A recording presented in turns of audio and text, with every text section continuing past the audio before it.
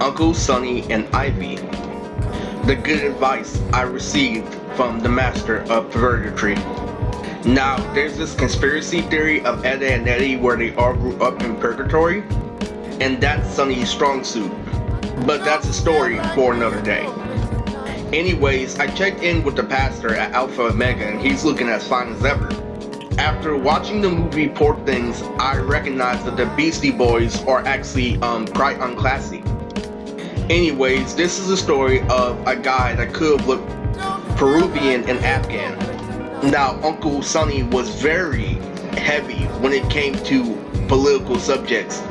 Where it came to Bush is full of shit, literally.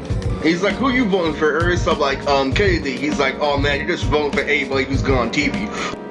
We had a couple, good running gags. Like, Grandpa was like, Eris, you need to take out the trash. Then Uncle Sonny's over there like, hummingbirds. Along with, Stephanie, Ivy was a girl who I took the approach of lowering my standards in order, to get, real life, reasonable woman. And Sonny, my choice along with Sonny, when Stephanie literally poked a hole in Sonny's tire. Like I tried to say, Ivy was a nice girl, literally, and when Sonny tried to move on to a new girl, I think her name was Kelly or Katie, he was like, that was a nice girl. And what ends up happening, I end up asking Ivy to the school dance. Metaphorically, what ends up happening is I lowered my standards, I started talking to her in the library. And you know how Uncle Sonny was all like, oh, that's my nephew, get you some. It was real because what happened is me and Ivy just ended up listening to music. The second opening from Bleach that, I actually wanted to sing at extra with my brother, and she ended up liking it. And it was pretty cool, a pretty fun approach. I was talking to her friends, asking, her other friend, who was fat, who liked anime, and she's like, oh yeah, anime is awesome, of course I like anime, I'm Asian. And then she's all like, Kakashi dies. I'm like, Kakashi dies? And she's like, yeah. I'm like, that sucks. Around my sophomore year, I was getting to, a sophisticated phase like Aizen. But only because I didn't want to get suspended after having 2 suspensions that year. So there was one day where I wore an orange flannel, some plain shiny gray jeans, and some Converse on my feet. I was wondering why I didn't get a girlfriend. And I was wondering literally around the time of this operation, did I clear the board? Other than that, what ended up happening was Ivy got onto my gangster mentality, but not all the way. And what ended up happening is she met me halfway. By recognizing that I was an anime fan and recognizing I was, trying to do my best to change. But all, flipped out, the day that the dance escalated.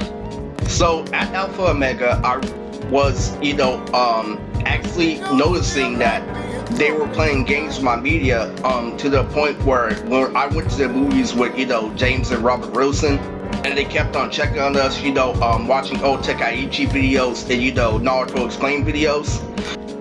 Sonny, as a boxer, as straight as he is, would notice something the same way that I would. Where it came to degrading, me and James' performances, one of the movies with me and James was Sonic instead of, actual composure where you absorb.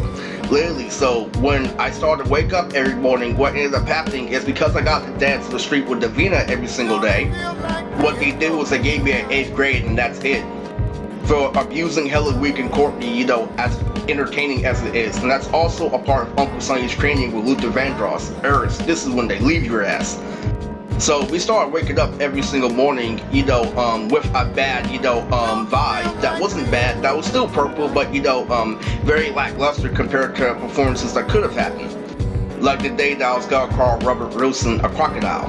But what ends up happening is we have low Tekaichi fights, like really low Tekaichi fights, like, King Vegeta, and then the voice of Sonny packs out of nowhere. That was a weak ass Robert Wilson. And I talked to, Uncle Jay, aka Uncle Sonny. He's like, you're doing the right thing. And my grandma was all like, what do you like about Ivy?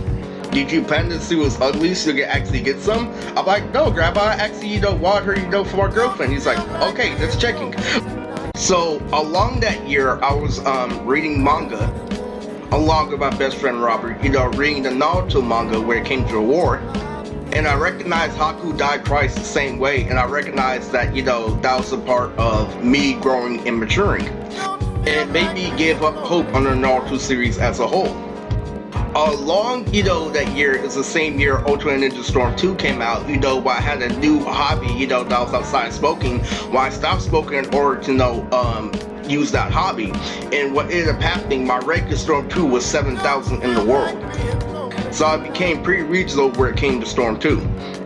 So what ended up, happening with Uncle Sonny, he's like, you're doing okay, do what you do. What ended up popping is, what ended up really happening was I went to a dance, with knowledge of how to, dance like a gang member, literally through popping, locking in Robert's backyard, where I used to always, smoke weed. I used to always, smoke and dip. And he used to always tell me, why you always smoke and dip and don't stick around for an operation, which is basically what it was, but he basically said, that's not kicking it. But I always used to, dress nice. I used to have, curly hair, so I was in his backyard to mess with him. So it gets down to a dance, and literally what ends up happening is I start popping and locking right in front of Ivy. Literally, it seems like, what the heck are you doing?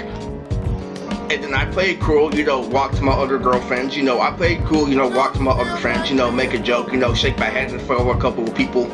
And then Ivy is wondering, how is he able to keep it cool off the establishment, but still, make her horny and try to get her pants at the same time.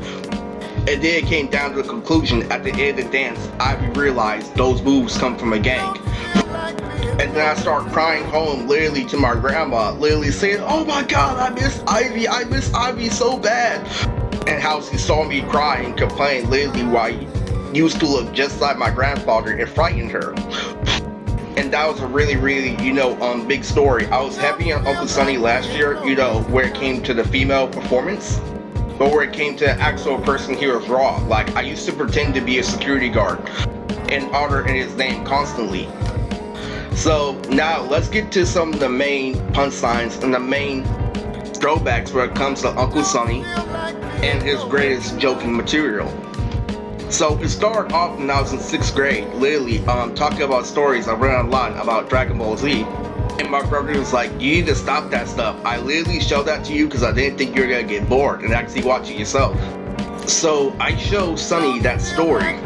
I'm all like, Sonny, there's this new thing with Dragon Ball Z, literally where they get into intimate subjects. He's all like, oh really? Lay it on me, literally. I'm like, okay, so they were talking about this character called Vegeta and Bulma. And in the text and literally in the actual story, it said that literally Vegeta was second on one breast and he decided to give another one a turn. And then Uncle Sonny is like, hold up, you're saying that he's a tea liquor? And then it got to Naruto and Hinata, Naruhina fan bumps. And then I'm all like, yeah, and Naruto literally was getting up to Hinata's bra, literally, and he started ripping off his bra with his teeth. He's like, okay, just hurry up, all here is him buying clothes. He was such a cool guy. He was super funny, one of the funniest guys in the world. And then people are all like, why'd you kill him? And I'm here to tell you that Jiren Rule was the epitome of his writing, and that was the best thing that he gained before he died. It's a good thing that literally he was on the phone, and I visibly saw him literally on the phone asking for his check from the company. From my company specifically. And as far as a celebrity, let's go Alma. Eris loves the fuck out of Alma.